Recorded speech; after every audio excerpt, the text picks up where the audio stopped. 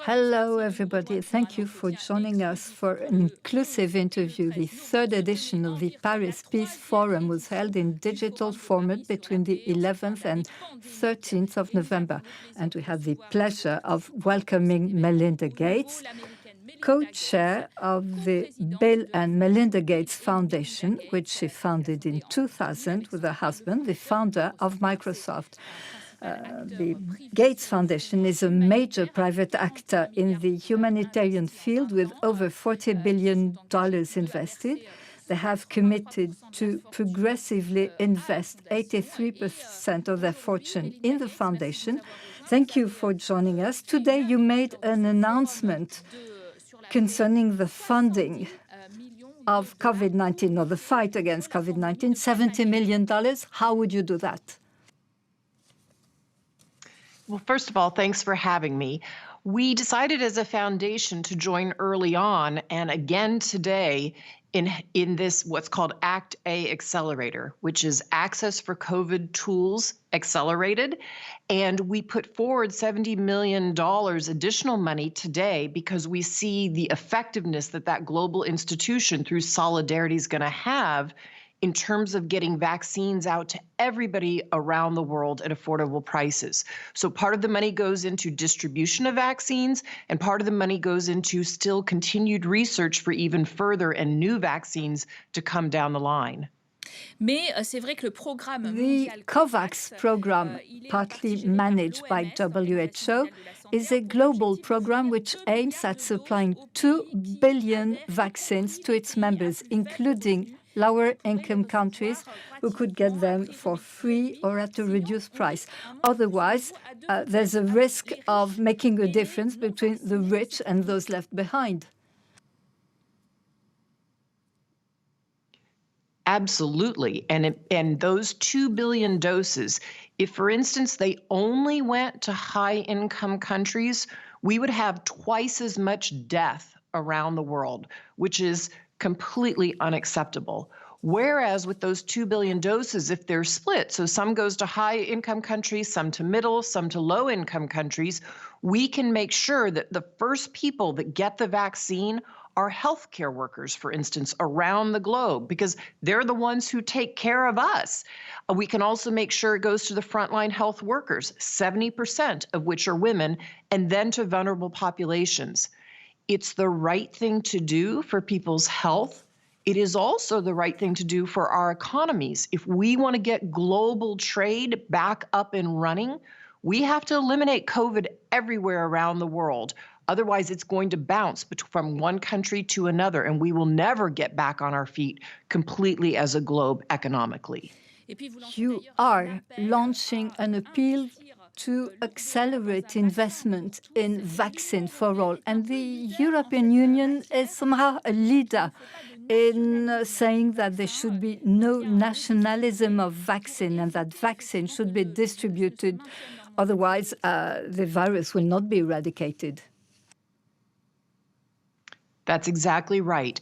And so the European Union and several other European countries have taken this leadership role along with WHO.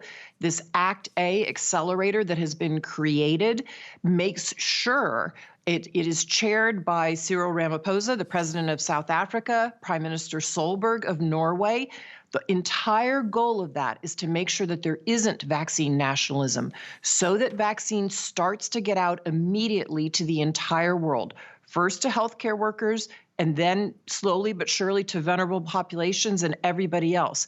If we don't do that, we're going to have the same situation that we're seeing today, for instance, in Australia and New Zealand. They've done a phenomenal job at protecting their citizens from COVID and really eliminating it in their countries. But then they get reimportation as people come into the country.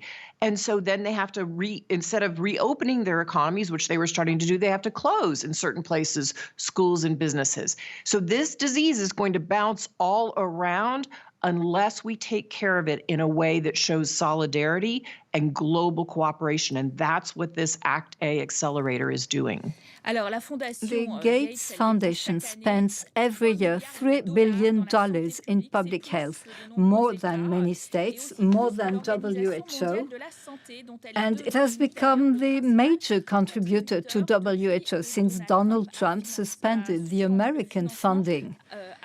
Did you criticize the decision? We absolutely criticize the decision about this current administration pulling back from the WHO. During a pandemic, you do not de-invest in the institution that was set up to monitor and help with health crises around the world. Yes, when this pandemic is over, there needs to be, a full look at, okay, the pieces WHO did extraordinarily well and some of the places where they could improve, but you don't pull out during a pandemic. We have worked with the WHO for well over a decade to try and fight and eradicate polio, to bring down smallpox around the world. Without the WHO, we would have so much more death and disability around the world. Do you think that Joe Biden, as a president, will rejoin WHO? What global changes are you expecting from the president for the USA and for Europe? So our foundation and Bill and I look very forward to working with President-elect Biden and Vice President Kamala Harris. It's fantastic news that we have our first also female vice president of color in the United States. They have already formed a very strong COVID-19 task force for the United States. They've increased the representation on the COVID task force, so there are disparate points of view. We know many of the people on that COVID task force. I fully expect that they will re-engage in many of the global partnerships around the world. They're already signaling that, and they know that the only way to tackle this pandemic is to tackle it for everybody. If we're going to build back better, we have to make sure that we have global solidarity around the world. And I fully expect from conversations Bill and I have already had with President-elect Biden that he knows that. Pfizer announced Monday that there was a vaccine that was 90% effective and that it might be available before the end of the year. Do you think it is good news? And do you think that vaccination campaigns could start soon without any reluctance from people who might feel reluctant to get vaccinated? Mm-hmm. I think it is absolutely excellent news for the world that the Pfizer vaccine looks to be 90% efficacious. That is phenomenal. It needs to finish its phase 3 testing. The regulators will look at the data to make sure it has exactly what is needed for the great safety profile that is expected. But it looks like that vaccine could go into manufacturing by the end of the year, which means we could start to see distribution in the first quarter of 2021. And I believe that it needs to go first to healthcare workers, then to vulnerable populations, then to the rest of the population. I think that as the vaccine begins to roll out and people see that many others in their community are taking it, that it is efficacious, that people can go back to school and to work, I fully expect that you'll see some of this vaccine hesitancy and anxiety go down, and people say, okay, just like many other vaccines that I accept into my body, this one's safe, and I'm going to take it as well so I can rejoin society and help rebuild our economy around the globe. Your foundation and your husband, Bill Gates, are the subject of fake news, conspiracy theories. They would want to develop vaccines to depopulate and sterilize the world, colonize Africa, produce digital tattoos. Why such an attitude? I think it's discouraging whenever you have this fake news and this disinformation out, because we know that it's going to cost people their lives, and that is deeply unfortunate.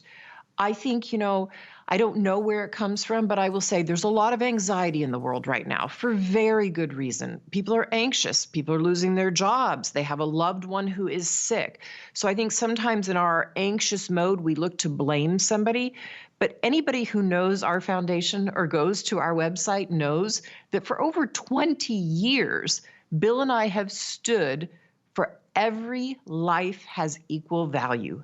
We believe that people should grow up, no matter what community they live in, to live a healthy and productive life.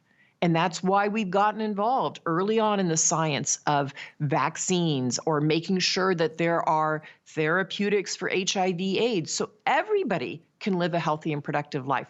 That's who we are. And I fully expect that the people who know us and start to understand us as a foundation will see that that's what we are all about. But do you understand some worries? Because your foundation has $48 billion, comparable to the GDP of a country like Lithuania. 1,500 people work to identify and design projects. We may have the feeling that they want to substitute states to decide about where to invest. And of course, this may be worrying. I understand the concerns, and we listen very carefully to those concerns and to critics. But I can tell you, there is not one single thing that we do as a foundation that isn't transparent, that isn't in partnership with somebody else, and isn't scrutinized. So for instance, this ACT-Accelerator or this COVAX vaccine facility that was set up by the European Commission, by President Macron, in conjunction with many other global leaders, we are but one participant in giving funding to that and making sure good science is brought forward. So I understand the concerns, but I also think that when people understand how many things we're involved in around the world and that our entire mission is to help other people lift themselves up, I think you can start to understand how and where we act. And you just have to look at who we work with around the globe to understand who we are as a couple and as a foundation. Thank you, Melinda Gates, for this interview. Thank you for following us. Sur France 24 pour plus d'informations.